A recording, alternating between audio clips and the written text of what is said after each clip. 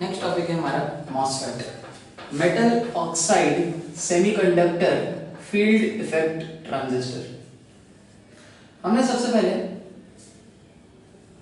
एक सबस्ट्रेट लिया P type का, हमने पी टाइप का सबस्ट्रेट लिया। इस पी टाइप के सबस्ट्रेट के अंदर हमने डोपिंग कर दी एन पॉजिटिव और एन पॉजिटिव एलिमेंट्स की। इस पी टाइप सबस्ट्रेट के ऊपर हमने एक लेयर यूज करी सिलिकॉन डाइऑक्साइड SiO2 की लेयर। सिलिकॉन डाइऑक्साइड एक परफेक्ट इंसुलेटर है। सिलिकॉन डाइऑक्साइड के रिप्लेसमेंट में आजकल पॉलीसिलिकॉन भी यूज किया जा रहा है। तो इसके ऊपर एक लेयर डाली हमने मेटल की और यहां पर हमने एक टर्मिनल दे दिया। इस टर्मिनल का नाम है गेट टर्मिनल। मॉसफेट के टोटल 4 टर्मिनल्स होते हैं, जिसमें से पहला टर्मिनल हमने यहाँ पे प्लॉट कर दिया जिसका नाम है गेट टर्मिनल। एक लेयर आपने यहाँ से एक और इलेक्ट्रोड लिए और इसको आपने बोल दिया सोर्स टर्मिनल, और यहाँ से आपने जब कॉन्टैक्ट्स लिए इसको बोल दिया आपने ड्रेन टर्मिनल। जो चौथा टर्मिनल है उस टर्मिनल का नाम है बॉडी टर्मिनल। तो मॉसफेट के 4 टर्मिनल्स होते हैं, गेट, सोर्स, ड्रेन और बॉडी। यूजुअली बॉडी टर्मिनल को हम ग्राउंड करके रखते हैं, तो हमारे पर्पस के अभी एट प्रेजेंट सिर्फ 3 टर्मिनल्स हैं, गेट, सोर्स और ड्रेन टर्मिनल। चलिए अब मॉसफेट के ऊपर अपन बाइसिंग करके देखते हैं कि मॉसफेट में पोलैरिटीज किस तरीके से अप्लाई होती है। सोर्स गेट में हमेशा वही पोलैरिटी डालें जो सबस्ट्रेट की पोलैरिटी हो। सबस्ट्रेट पी टाइप का है तो गेट के ऊपर पॉजिटिव वोल्टेज है, और सोर्स सबसे कम पोलैरिटी का होता है, सोर्स को दे दिया हमने नेगेटिव।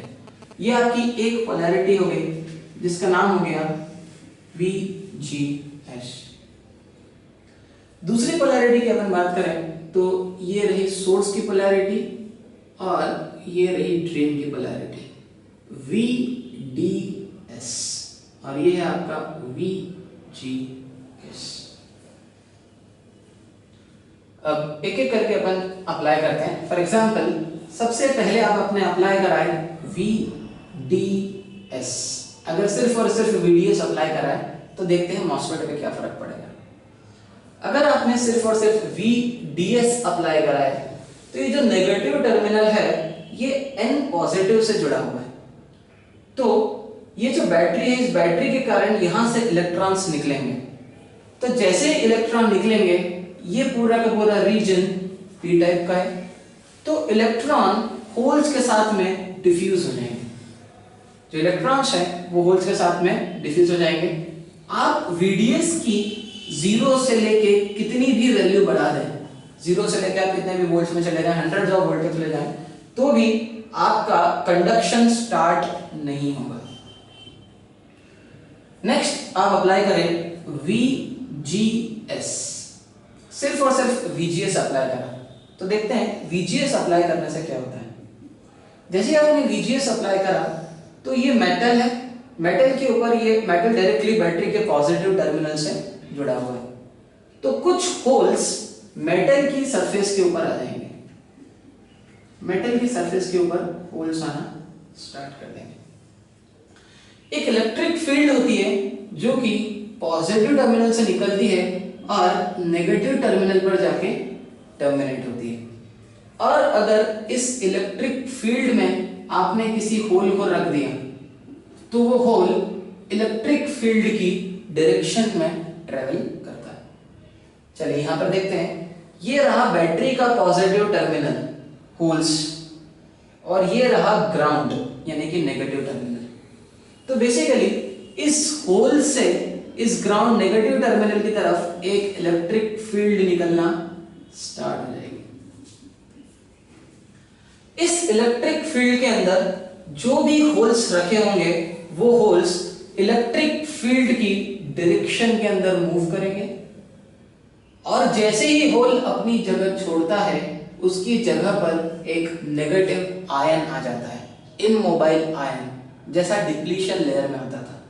तो ये होल्स जैसे ही नीचे की तरफ मूव करेंगे वहां पर एक नेगेटिव आयन आ जाएगा।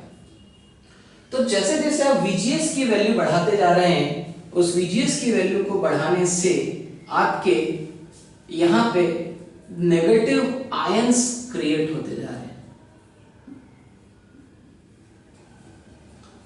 ताकि जैसे ही अब आप VDS अप्लाई करें तो ये नेगेटिव टर्मिनल जब इस N पॉजिटिव का आप अप्लाई करेंगे तो यहां से इलेक्ट्रॉन्स निकलेंगे, तो कोई होल यहां पर प्रेजेंट नहीं होगा जो उन इलेक्ट्रॉन्स को डिफ्यूज कर सके। तो बेसिकली जो VGS है आपका, वो एक कंडक्शन पाथ स्टैब्लिश कर रहा है, जिस पाथ पे आपका इलेक्ट्रॉन ट्रेवल कर सकता है।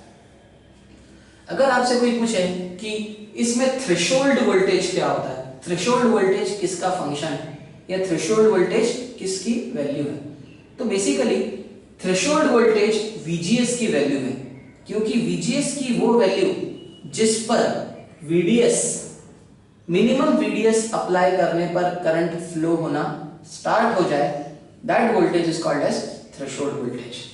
तो नेक्स्ट पॉइंट है कि थ्रेशोल्ड वोल्टेज बेसिकली VGS की वैल्यू है। Threshold voltage is the value of VGS। यहां पर अपन एक कर्व प्लॉट करते हैं output voltage versus output current का। VDS वर्सेस IDS,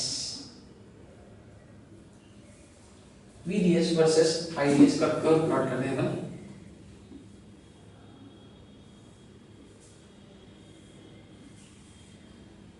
VDS और ये है आपका IDS at a constant VGS। VGS की वैल्यू अपन ने कांस्टेंट रखी है और उसकी वैल्यू बड़ी है थ्रेशोल्ड वोल्टेज से। कहने का मतलब है कि अब जो कंडक्शन पाथ है, जो पाथ अब स्टैब्लिश हो चुका है, वेल स्टैब्लिश पाथ है, ताकि अब आप जैसे ही VDS अप्लाई करेंगे आपको करंट फ्लो होना स्टार्ट हो जाएगा। तो आपने जैसे जैसे VDS की वैल्यू बढ़ाते गए, आपका इलेक्ट्रॉन्स यहां से निकलते चले गए और करंट की वैल्यू बढ़ती जाएगी। जैसे जैसे आप VDS की वैल्यू बढ़ाते जाएंगे, करंट की वैल्यू बढ़ती चली जाएगी। एक पॉइंट ऐसा आएगा जिस पॉइंट पर आपका करंट कांस्टेंट हो जाएगा। अब ये बहुत एक इंपॉर्टेंट पॉइंट है कि करंट कांस्टेंट क्यों हो रहा है। अब देखिए, ये जो पर्टिकुलर पाथ है जिसके अंदर इलेक्ट्रॉन्स फ्लो हो रहे हैं, इस पार्ट को बोलते हैं आप चैनल। और जो चैनल है उसके अंदर सिर्फ और सिर्फ नेगेटिव आयंस हैं। तो ये जो मॉसफेट है, इस मॉसफेट का नाम है एन चैनल मॉसफेट। जो चैनल है उसके अंदर सिर्फ और सिर्फ नेगेटिव आयंस है, इसलिए आप इसको बोलते हैं एन चैनल मॉसफेट। देखने लायक बात यह है कि N channel MOSFET P type substrate के अंदर फॉर्म होता है। चलिए अपन देखते हैं वैल्यू क्यों कांस्टेंट हो रही है। आपका जो चैनल है आइडियली आपने बिल्कुल स्ट्रेट बताया है, पर इतना स्ट्रेट चैनल नहीं होता है। आप देखिए VDS मतलब ड्रेन का पॉजिटिव टर्मिनल इसके N पॉजिटिव से जुड़ा हुआ है, और जो P और N पॉजिटिव, इन दोनों के बीच में एक डिप्लीशन लेयर जरूर फॉर्म होगी। 3D व्यू रहता है मॉसफेट का, तो डिप्लीशन लेयर हम कुछ इस तरीके से ड्रॉ कर रहे हैं यहाँ पे। जैसे जैसे आप VDS की वैल्यू बढ़ाते जाते हैं, VDS की वैल्यू बढ़ाते जाते हैं, तो N पॉजिटिव पॉजिटिव टर्मिनल से कनेक्टेड है, मतलब रिवर्स्ड बायस है। तो जैसे जैसे आप VDS की वैल्यू बढ़ाते जा रहे हैं, आप बेसिकली ड्रेन साइड पर रिवर्स्ड बायस इंक्रीज करते जा रहे हैं। जैसे जैसे आप ड्रेन साइड पर रिवर्स्ड बायस इंक्रीज करते जाएंगे, जो डिप्लीशन लेयर की विड्थ है वो इंक्रीज होना स्टार्ट कर देगी, और जो चैनल आपका फॉर्म हुआ है वो पहले ऐसा आइडियल था, बाद में थोड़ा थोड़ा टेपर्ड शेप लेना चालू कर देगा जैसे जैसे आप VDS की वैल्यू को इंक्रीज कर रहे हैं। क्योंकि VDS की वैल्यू इंक्रीज करना मतलब ड्रेन पर रिवर्स्ड बायस अप्लाई करना, रिवर्स्ड बायस अप्लाई करने से डिप्लीशन लेयर की विड्थ बढ़ती है, और ये जो चैनल है ये धीरे धीरे धीरे टेपर्ड शेप लेना चालू कर देगा। एक पॉइंट ऐसा आएगा जब चैनल इतना नैरो हो जाएगा कि कुछ फिक्स्ड नंबर ऑफ इलेक्ट्रॉन्स ही इसके अंदर से निकल सकते हैं। मतलब वो जो इलेक्ट्रॉन्स निकल रहे हैं उनका रेट कांस्टेंट हो जाएगा। अगर उनका रेट कांस्टेंट हो गया तो इसका मतलब है कि जो करंट फ्लो होने जा रहा है वो भी क्या हो गया, कांस्टेंट।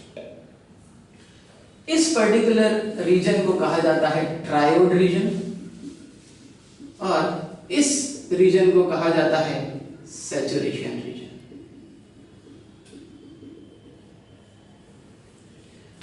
Thank you.